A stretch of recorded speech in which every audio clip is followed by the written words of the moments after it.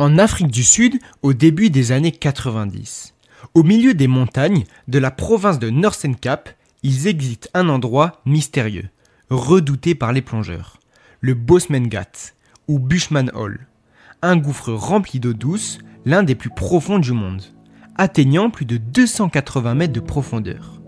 Un trou béant au milieu d'une plateau désertique. De l'extérieur, il ressemble à un simple étang, mais sous la surface se cache une cathédrale d'eau sombre, gigantesque, où la lumière disparaît après seulement quelques mètres. C'est ici qu'un jeune plongeur sud-africain, Eben Leyden, a décidé de repousser ses limites. Passionné par l'exploration, obsédé par les records, il veut descendre plus bas que la plupart de ses pairs n'ont jamais osé. Pour lui, cette grotte représente un défi, presque une obsession. Ce matin-là, l'eau est calme, le ciel dégagé. Eben enfile sa combinaison, prépare ses bouteilles. Autour de lui, quelques amis plongeurs expérimentés l'aident. Mais l'ambiance est tendue. Tout le monde sait que le Bosmangat est un piège. De nombreux plongeurs y ont trouvé la mort, séduits par son silence et engloutis par son immensité. Eben ne tremble pas.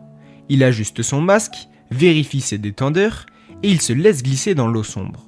Très vite, les bulles disparaissent dans le silence. La surface s'éloigne. Les premiers mètres sont paisibles, presque apaisants. Mais plus il descend, plus la lumière se fait rare. L'eau se teint en bleu profond, puis du noir. Chaque mètre avale un peu plus d'air, un peu plus de sécurité. Eben continue, attiré vers l'inconnu. À une centaine de mètres de profondeur, Eben sent déjà le poids de l'eau. Ses bouteilles sont lourdes, ses muscles sont tendus. Mais il garde son cap. La paroi rocheuse disparaît, laissant place à une immensité d'obscurité. C'est comme plonger dans un puits sans fond. Le vaisseau de sa lampe balade le vide, révélant de minuscules particules flottantes comme une poussière d'étoiles dans la nuit. Le silence est total. Son souffle résonne comme son casque amplifiant chaque seconde qui passe. C'est à la fois fascinant et terrifiant. Mais au loin, une forme apparaît, l'entrée d'une galerie latérale, un tunnel noyé qui s'enfonce dans la roche. Eben s'en approche, attiré par la promesse de l'exploration. Mais il sait qu'il prend un risque immense. Ces galeries sont de véritables labyrinthes. Beaucoup de plongeurs s'y sont perdus, incapables de retrouver le câble de sécurité. Pourtant, l'appel est irrésistible. Il pénètre dans la cavité, l'espace se rétrécit, la roche se resserre autour de lui. Sa lampe éclaire un passage étroit, suffisant juste pour que son cœur et son bouteille passent. L'air se fait de plus en plus lourd, la pression plus écrasante. Et au fond de ce boyau, Eben comprend qu'il est peut-être trop engagé. Derrière lui, l'entrée a disparu dans l'ombre. Devant le passage continue, mais la sortie n'est plus aussi évidente. À mesure qu'Eben progresse dans le tunnel, un malaise s'installe. La galerie est de plus en plus étroite qu'il ne l'imaginait. Sa lampe éclaire des parois rugueuses couvertes de sédiments. À chaque mouvement, de fines particules se soulèvent et troublent l'eau.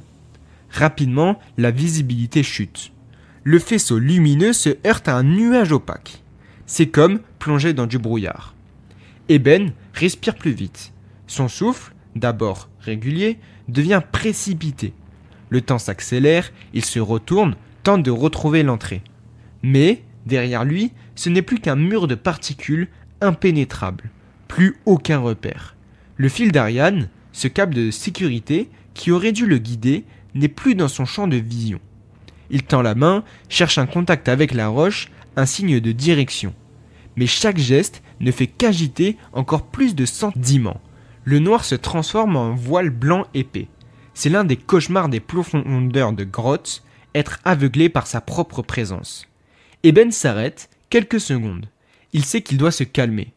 Mais son cœur bat à toute vitesse.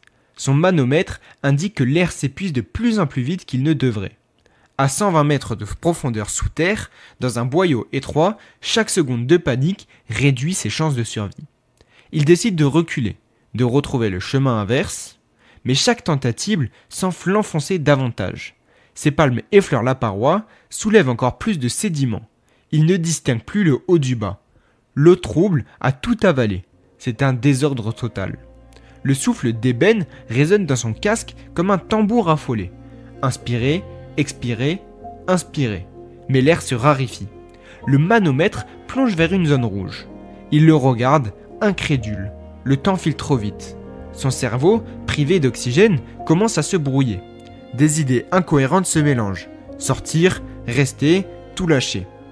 Il heurte brutalement une roche avec son épaule. Un choc qui le ramène vite à la réalité. Ses doigts glissent sur la paroi, cherchent désespérément le câble de sécurité. Rien. Le silence est insoutenable. Puis, soudain, un bruit. Un déclic métallique. C'est son propre dentadeur qui grince, signe que la pression d'air est trop faible. L'angoisse se transforme en terreur pure. Eben comprend que la grotte, immense et mystérieuse, est devenue une prison. Une prison dont il est peut-être la clé. Eben continue de tourner dans le boyau, mais chaque mouvement lui coûte cher. Ses bras sont lourds, ses jambes répondent mal, l'air de sa bouteille s'amenuise à vue d'œil. Chaque inspiration est plus difficile que la précédente. Il se force à garder son calme, mais son cœur ne l'écoute pas. Ses muscles tremblent, sa poitrine se serre. Son faisceau lumineux faiblit, il ne distingue plus que des éclats sur la paroi. Le temple semble se distordre, quelques secondes paraissent durer des minutes. L'eau autour de lui devient son ennemi. Elle l'enveloppe, l'écrase, l'étouffe. À plusieurs reprises, il tente de se stabiliser, de réfléchir. Mais son esprit est embrumé. Il pense à regarder à la surface, à l'air libre, au soleil. Mais cette image s'éloigne comme un mirage. Ici, dans le noir absolu, il ne reste que la roche et le silence. Son corps réclame une remontée immédiate, mais il sait qu'il n'a aucune idée de la direction à prendre. Remonter au hasard serait pire encore. L'énergie qui lui reste s'épuise à chercher une issue qui n'existe peut-être pas. Soudain, un vertige violent le frappe. Son corps se met à flotter de travers comme s'il n'avait plus de haut ni de bas. Sa lampe cogne contre une paroi et s'éteint brusquement. Le noir total l'engloutit. Eben tend les bras dans toutes les directions. Il cherche un contact, un indice, une sortie. Mais ses gestes deviennent désordonnés, frénétiques. Son souffle est désormais incontrôlable. Chaque bouffée d'air est une lutte. Le sifflement de son détendeur se fait régulier. Sinistre rappelle que l'oxygène est presque épuisé. Dans cette confusion, son esprit vacille. Il croit entendre des voix, des échos imaginaires. Ses yeux s'écarquillent, mais il ne voit rien. Les images de ses proches surgissent, comme des éclats de mémoire avant la fin.